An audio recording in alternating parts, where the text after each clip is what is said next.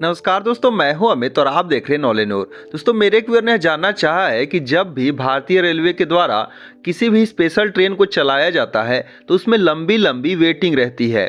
तो अगर उस ट्रेन में इतनी लंबी वेटिंग रहती है तो भारतीय रेलवे उसे परमानेंट क्यों नहीं चलाती, कुछ दिनों के बाद उसे बंद क्यों कर देती है।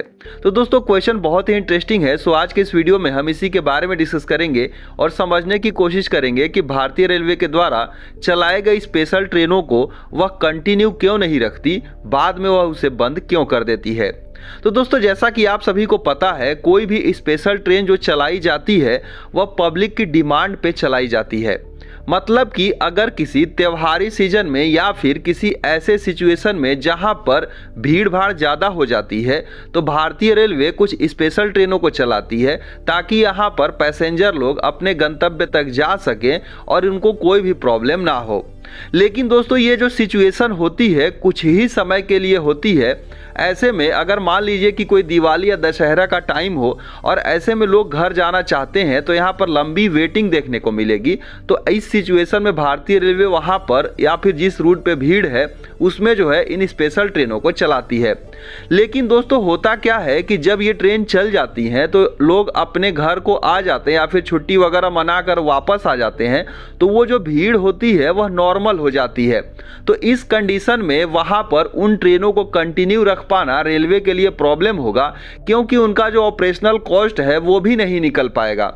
ये जो ट्रेनें चलाई गई थी उन पर्टिकुलर भीड़ के लिए चलाई गई थी और वो जब भीड़ें खत्म हो जाएंगी तब भारतीय रेलवे उन ट्रेनों को नॉर्मल करके बंद कर देती है। तो यहाँ पर ये चीज़ें सिचुएशन ऐसी बनती है, लेकिन ऐसा हर जगह नहीं होता।